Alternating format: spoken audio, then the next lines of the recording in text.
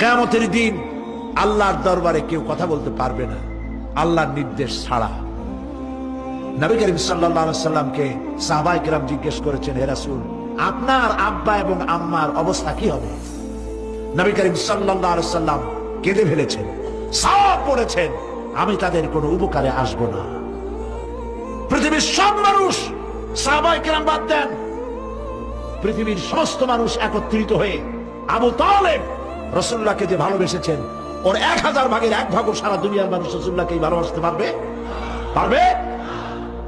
নিজের ছেলে আলীকে, আলী রাদিয়াল্লাহু তাআলা আনহুকে আলাদা বিছানায় শোয়াইয়া, ছোট্ট মানুষ হযরত আলী আলাদা জায়গায় রাখিয়া মুহাম্মদুর রাসূলুল্লাহ সাল্লাল্লাহু আলাইহি ওয়াসাল্লাম এতিম মানুষ তার কলিজার সাথে বুকের মধ্যে আশ্রয় দিয়ে আগলে রেখেছেন বুক করে।